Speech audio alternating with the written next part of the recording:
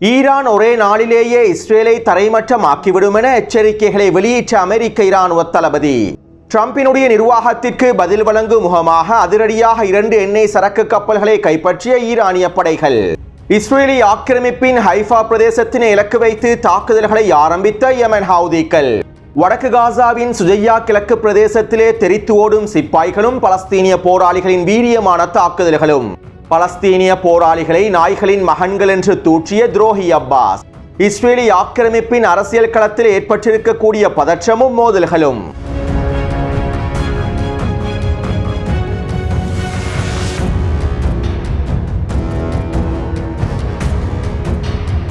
Israeli ஆக்கிரமிப்பு Shin Bet உளவு பிரிவினுடைய தலைவர் ரோனர் பார் இஸ்ரேலி ஆக்கிரமிப்பு உச்ச நீதிமன்றத்தில் இவ்வாறு தெரிவித்துள்ளார். நெட்டன்யாஹு ஒரு கிரிமினல் முதலாளியாகவும் சர்வதிகாரியாகவுமே செயற்பட்டு வருகின்றார். அவருக்கு எதிராக இஸ்ரேல் முழுவதும் நடைபெறக்கூடிய ஆர்ப்பாட்டங்களை முழுமையாக முடக்குமாறும் அவர் என்னிடம் கூறினார். இந்த ஆர்ப்பாட்டக்காரர்களையும் அவர்களுக்கு பின்னால் இருக்கக்கூடிய முக்கியமான புள்ளிகளையும் இல்லாமலாக்குமாறும் நெட்டன்யாஹு என்னிடம் கோரிக்கைகளை முன்வைத்திருந்தார். ஆனால் நான் இதற்கு சம்மதிக்கவில்லை. நெட்டன்யாஹுவுக்கு எதிரான ஆர்ப்பாட்டங்களை முடக்குவதற்காக நான் நெட்டன்யாஹுவுக்கு எந்த விதமான ஆதரவையும் வழங்கவில்லை. மேலும் அவர் தன்னுடைய ஊழல் வழக்குகளிலிருந்தும் குற்றச்சாட்டுகளிலிருந்தும் தப்பிப்பதற்காக தேசிய காரணத்தினை முற்படுத்துவதற்கு சில வேலை திட்டங்களை முன்னெடுத்திருந்தார். இதற்கும் நான் முழுமையான ஆதரவை வழங்கவில்லை. அவருடைய சர்வதிகார கட்டளைகளுக்கு கட்டுப்படாததன் காரணத்தினாலேயே அவர் என்னை பதவி நீக்கம் செய்துள்ளார் என இஸ்ரேலி ஆக்கிரமிப்பு ஷின்பெட் உளவு பிரிவினுடைய தலைவர் உச்ச நீதிமன்றத்தில் தெரிவித்துள்ளார். அதே நேரம் ஷின்பெட் உளவு பிரிவினுடைய தலைவர் உச்ச நீதிமன்றத்திலே முன்வைத்திருக்கக்கூடிய கருத்துக்கள் போலியான கருத்துக்கள் என்றும் அவர் வேண்டுமென்றே என் மீது போலியான குற்றச்சாட்டுக்களை முன்வைத்து இஸ்ரேலை பலவீனப்படுத்துவதற்கு முயற்சி செய்கின்றார் என்றும் நெட்டன்யாஹு இதற்கான பதில்களை வழங்கியுள்ளார். இதைத் தொடர்ந்து இஸ்ரேலி ஆக்கிரமிப்பின் எதிர்க்கட்சி தலைவர் யாயர் லாபிட் இவ்வாறு தெரிவித்துள்ளார். எனக்கு கிடைத்திருக்கக்கூடிய உளவு தகவல்களுக்கு அமைவாகவும் நுண்ணறிவுகளுக்கு அமைவாகவும் நான் எச்சரிக்கைகளை விடுக்கின்றேன். நாங்கள் ஒரு மிகப்பெரிய பேரழிவை நோக்கி நகர்ந்து கொண்டிருக்கின்றோம். இனி வரக்கூடிய நாட்களில் இஸ்ரேலுக்குள்ளே பல அரசியல் கொலைகள் மேற்கொள்ளப்படலாம். யூதர்களினாலேயே யூதர்கள் படுகொலை செய்யப்படலாம். ஷின்பெட் உளவு பிரிவின் தலைவரை படுகொலை செய்வதற்கான அச்சுறுத்தல்களும் தற்போது வெளிப்படுத்தப்பட்டுள்ளன. மேலும் நெட்டன்யாஹுவுக்கு எதிரான புள்ளிகளை படுகொலை செய்வதற்கான சூழ்ச்சி திட்டங்களையும் மேற்கொண்டு வருகின்றார்கள். நான் பிரதமர் நெட்டன்யாஹுவிடம் கூறுகின்றேன், உங்களுடைய அமைச்சர்களுடைய வாய்களை மூடுங்கள். நியாமியில் இருக்கக்கூடிய உங்களுடைய மகனின் வாயை மூடுங்கள். உங்களுடைய அச்சுறுத்தல்களை நிறுத்துங்கள். உங்களுடைய இந்த சர்வதிகார செயற்பாடுகளால் யூதர்களின் எதிர்காலமே பாதிக்கப்பட போகின்றது என இஸ்ரேலி ஆக்கிரமிப்பின் எதிர்க்கட்சி தலைவர் யாயர் லாபிட் தெரிவித்துள்ளார். அதாவது இஸ்ரேலி ஆக்கிரமிப்பின் வலதுசாரி அமைச்சர்களான பென்கோவிரும் ஸ்மட்ரிச்சும் ஷின்பெட் உளவு பிரிவினுடைய தலைவரை படுகொலை செய்வதற்கான சில வேலை திட்டங்களை முன்னெடுத்துள்ளார்கள். நேரடியாக ஷின்பெட் உளவு பிரிவினுடைய தலைவருக்கு எதிரான அச்சுறுத்தல்களையும் வெளியிட்டுள்ளார்கள். மேலும் காசாவிலே போரை நிறுத்துவதற்கு அழுத்தங்களை வழங்கக்கூடியவர்களையும் பண கைதிகளுடைய பரிமாற்றத்தை மேற்கொள்வதற்கான அழுத்தங்களை வழங்கக்கூடியவர்களையும் படுகொலை செய்வதற்கான வேலை திட்டங்களை பென்கோவிரும் ஸ்மட்ரிச்சும் மேற்கொண்டு வருவதாகவும் சில இஸ்ரேலி ஆக்கிரமிப்பு ஊடகங்களும் தெரிவித்துள்ளன. சுருக்கமாக குறிப்பிடுவதாக இருந்தால் இஸ்ரேலி ஆக்கிரமிப்பு பலவீனமடைந்து மிகப்பெரிய உள்நாட்டு போரை நோக்கி நகர்ந்து கொண்டிருக்கின்றது என்றும் இஸ்ரேலி ஆக்கிரமிப்பின் இராணுவ ஆய்வாளர்கள் சுட்டிக்காட்டியுள்ளார்கள். அடுத்து இந்த மோதல்கள் ஒரு புறம் இருக்க இஸ்ரேலி ஆக்கிரமிப்பின் புதிய இராணுவ தலைமை அதிகாரிக்கும் நெட்டன்யாஹுவின் அரசாங்கத்திற்கும் இடையிலான மோதல்களும் அதிகரித்துள்ளன. நான் காசாவை முழுமையாக கைப்பற்றுவேன், புதிய தாக்குதல் திட்டங்களை நடைமுறைப்படுத்தி காசாவிலே ஹமாஸினுடைய நிர்வாகத்தினை முழுமையாக அளிப்பேன், காசாவிலே ஹமாஸை முழுமையாக அளிப்பேன் என இஸ்ரேலி ஆக்கிரமிப்பின் புதிய இராணுவ தலைமை அதிகாரி பதவியேற்கும் போது வீராப்பான கருத்துக்களை வெளியிட்டிருந்தார். ஆனால் தற்போது களத்தினுடைய உண்மையான நிலைமைகளை புரிந்து கொண்ட இஸ்ரேலி ஆக்கிரமிப்பு இராணுவத்தினுடைய புதிய தலைமை அதிகாரி காசாவின் களத்திலே எங்களுக்கு எந்த விதமான வெற்றிலக்குகளையும் அடைந்து கொள்ள முடியாது என்றும் காசாவிலே போரை தொடர்வதன் மூலமாக இழப்புகளை அதிகரிக்கும் என்றும் வெளிப்படையாக ஒப்புக்கொண்டுள்ளார். அது மட்டுமல்லாமல் கடந்த 19 மாதங்களாக காசாவின் களத்திலே இஸ்ரேலி இராணுவம் அடைந்திருக்கக்கூடிய இழப்புகள் தொடர்பாகவும் புதிய தலைமை அதிகாரி வாயை திறந்துள்ளார். 19 மாத காசாவின் யுத்த களத்திலே 844 சிப்பாய்கள் கொலை செய்யப்பட்டிருப்பதாகவும் 5696 சிப்பாய்கள் படுகாயமடைந்திருப்பதாகவுமே இவ்வளவு நாளாக இஸ்ரேலி ஆக்கிரமிப்பு ராணுவம் அறிவித்திருந்தது. ஆனால் உண்மையில் காசாவிலே படுகொலை செய்யப்பட்டுள்ள எங்களுடைய சிப்பாய்களுடைய எண்ணிக்கையானது நாங்கள் நினைப்பதை விட பல மடங்கு அதிகம் என்றும் 20,000க்கும் அதிகமான சிப்பாய்கள் படுகாயமடைந்துள்ளார்கள் என்றும் 15,000க்கும் அதிகமான சிப்பாய்கள் உளவியல் ரீதியாக பாதிக்கப்பட்டு யுத்த களத்திற்கு திரும்ப முடியாத நிலைமைக்கு தள்ளப்பட்டுள்ளார்கள் என்றும் இஸ்ரேலி ஆக்கிரமிப்பின் புதிய இராணுவ தலைமை அதிகாரி வெளிப்படையாக தெரிவித்துள்ளார். இருப்பினும் இவருடைய இந்த கருத்துக்களை அதிகளவான இஸ்ரேலி ஆக்கிரமிப்பு ஊடகங்கள் வெளிப்படுத்தவில்லை. நெட்டன்யாஹுவின் உத்தரவுக்கு அமைவாக இவருடைய இந்த கருத்து கருத்துக்கள் முழுமையாக மூடி மறைக்கப்பட்டுள்ளன.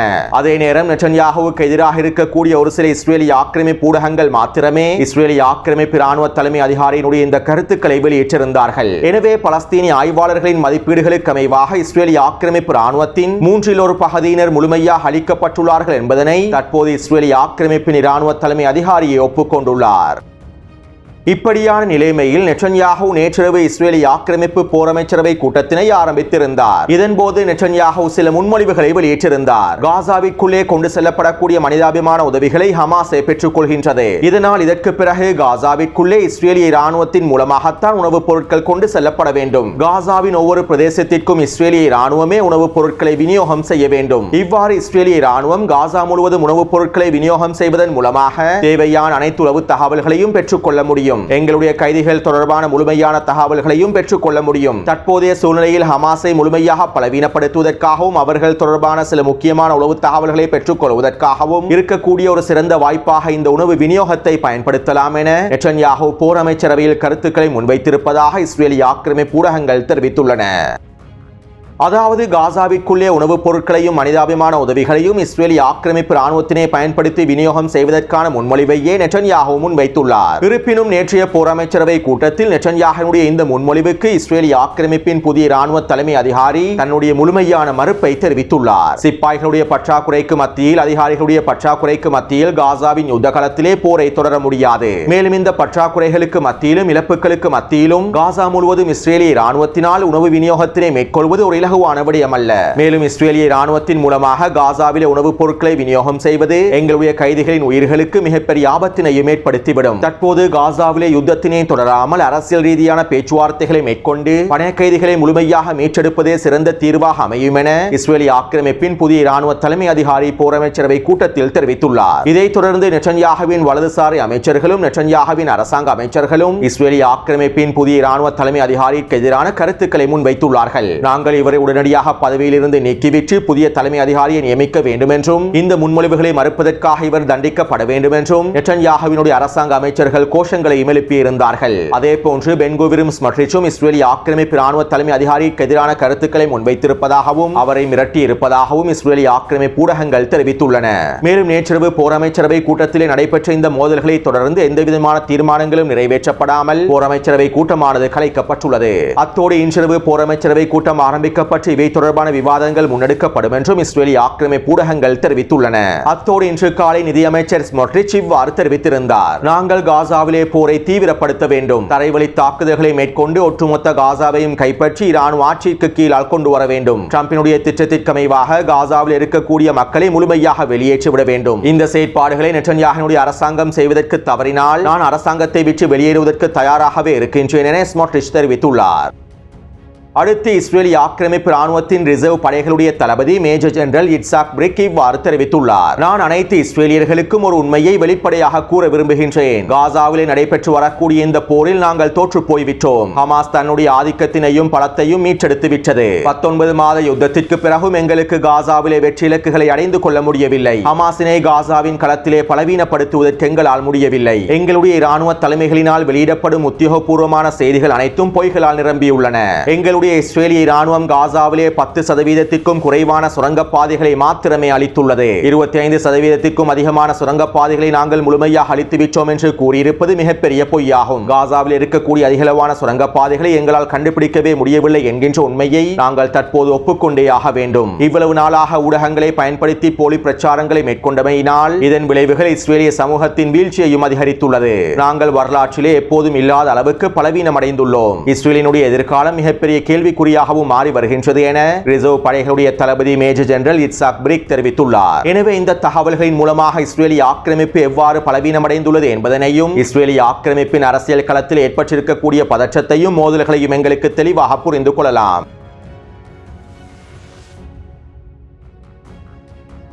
பலஸ்தீனிய மக்களின் தலைவிதியை வைத்து ஹமாஸ் விளையாடக்கூடாது. ஜனாதிபதி அப்பாஸினுடைய கோரிக்கைகளுக்கும் திட்டங்களுக்கும் ஹமாஸ் முழுமையாக கட்டுப்பட வேண்டும். காசாவின் நிர்வாகத்திலிருந்து ஹமாஸ் முழுமையாக நீங்க வேண்டும். மேலும் ஆயுதங்களை கீழே வைத்துவிட்டு ஹமாஸ் சரணடைவதன் மூலமாக பலஸ்தீனிய மக்களை பாதுகாக்க முடியும் என்றும் காசாவிலே நிரந்தர யுத்த நிறுத்தத்தினை ஏற்படுத்த முடியும் என்றும் துரோகி அப்பாஸினுடைய ஃபதா அமைப்பு அறிக்கைகளை வெளியிட்டுள்ளது. அதே போன்று இன்றைய தினம் நடைபெற்ற பலஸ்தீனிய கவுன்சில் கூட்டத்தில் துரோகி அப்பாஸ் இவ்வாறு தெரிவித்திருந்தார். ஹமாஸ் அவர்களிடம் இருக்கக்கூடிய ஆயுதங்கள் அனைத்தையும் பலஸ்தீனிய அதிகார சபையிடம் ஒப்படைத்துவிட்டு சரணடைந்து விட வேண்டும். அமெரிக்கர்களோடு பேச்சுவார்த்தைகளை மேற்கொள்வதற்கு முன்பு ஹமாஸ் எங்களோடு பேச்சுவார்த்தைகளை மேற்கொள்ள வேண்டும். பலஸ்தீனிய தேசத்தின் உத்தியோகபூர்வமான நிர்வாக அழகாக பலஸ்தீனிய அதிகார சபையே காணப்படுகின்றது. ஹமாஸ் பலஸ்தீனிய மக்களின் தலைவிதியில் விளையாடுகின்றது. நாய்களின் மகன்களாகவே இவர்கள் இருக்கின்றார்கள். இஸ்ரேலிய பணைய கைதிகளை முழுமையாக ஒப்படைத்துவிட்டு இந்த நாய்களின் மகன்கள் சரணடைந்து விட வேண்டும் என துரோகி அப்பாஸ் கருத்துக்களை வெளியிட்டிருந்தார். துரோகி அப்பாஸினுடைய இந்த கருத்துக்கள் பலஸ்தீனிய அதிகார சபையினதும் ஃபதா அமைப்பினதும் உண்மையான முகத்தினை வெளிப்படுத்தி இருப்பதாகவும் இந்த துரோகிகளின் காரணத்தினாலேயே பலஸ்தீனிய தேசம் இவ்வளவு கஷ்டங்களை அனுபவித்து வருகின்றது என்றும் பலஸ்தீனிய ஊடகவியலாளர்கள் கருத்துக்களை வெளியிட்டுள்ளார்கள்.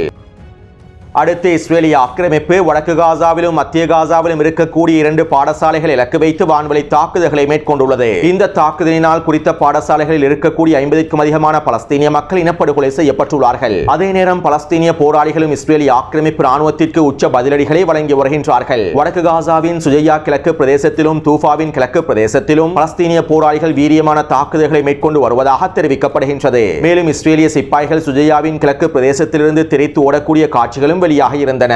அந்த காணொளிகளை நான் டெலிகிராம் சேனலில் பதிவிட்டுள்ளேன். மேலும் இந்த காணொளியின் மூலமாக சுஜையாவின் கிழக்கு பிரதேசத்தில் இஸ்ரேலிய ஆக்கிரமிப்பு எவ்வாறு பயந்து நடுங்குகின்றது என்பதனையும் உங்களுக்கு தெளிவாக புரிந்து கொள்ளலாம். அத்தோடு நேற்றிரவு பலஸ்தீனிய போராளிகள் பெய்ட்-ஹனூன் கிழக்கு பிரதேசத்திலும் சுஜையாவின் கிழக்கு பிரதேசத்திலும் 20க்கும் அதிகமான மோட்டார் குண்டு தாக்குதல்களை மேற்கொண்டுள்ளார்கள். அதே போன்று ரஃபா நகருக்கு கிழக்கு பிரதேசத்திலே பதுங்கியிருந்த இஸ்ரேலிய ஆக்கிரமிப்பு படைகளை இலக்கு வைத்து யாசின் ஏவுகணை தாக்குதல்களை மேற்கொண்டிருப்பதாகவும் குறித்த பகுதியிலே வீடொன்றிற்குள் இருந்த இஸ்ரேலிய ஆக்கிரமிப்பு சிப்பாய்களை சுற்றி துப்பாக்கிச்சூடு தாக்குதல்களை மேற்கொண்டிருப்பதாகவும் தெரிவிக்கப்படுகின்றது. மேலும் இந்த தாக்குதலிலே 15க்கும் அதிகமான சிப்பாய்கள் கொல்லப்பட்டும் படுகாயமடைந்திருப்பதாகவும் தெரிவிக்கப்படுகின்றது.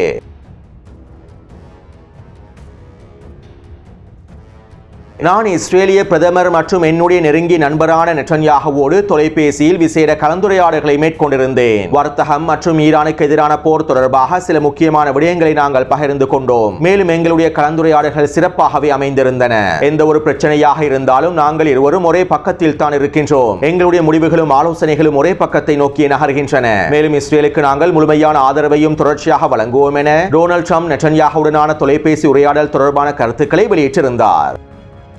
இவ்வாறு டொனால்ட் ட்ரம்புக்கும் நெட்டன்யாகுவுக்கும் இடையிலான தொலைபேசி உரையாடல்கள் நடைபெற்றதை தொடர்ந்து அமெரிக்காவினுடைய கருவூலத்துறையானது ஈரானுக்கு எதிரான மேலதிக பொருளாதார தடைகளை விதித்தது. ஈரானினுடைய திரவமாக்கப்பட்ட பெட்ரோலிய வாயு வர்த்தகத்தினை முடக்கும் நோக்கத்தோடு இந்த பொருளாதார தடைகள் விதிக்கப்பட்டுள்ளன. ஈரானுக்கும் சீனாவுக்கும் இடையிலே நடைபெறக்கூடிய LPG வர்த்தகத்தினை முழுமையாக தடுக்கும் நோக்கத்தோடு இந்த பொருளாதார தடைகள் விதிக்கப்பட்டுள்ளன. மேலும் அமெரிக்காவுடைய இந்த பொருளாதார தடைகளை தொடர்ந்து ஈரானினுடைய வெளியுறவுத்துறை அமைச்சகம் இவ்வாறு தெரிவித்திருந்தது. மறைமுகமான பேச்சுவார்த்தைகள் பெற்று வரக்கூடிய சூழ்நிலையில் உச்ச அழுத்தத்தினை வழங்குவதற்காக அமெரிக்கா ஈரான் மீது பொருளாதார தடைகளை மேலும் விதித்துள்ளது. அமெரிக்க நிர்வாகத்தினுடைய இந்த செயற்பாடுகள் பல்வேறுபட்ட கேள்விகளை எழுப்புகின்றன.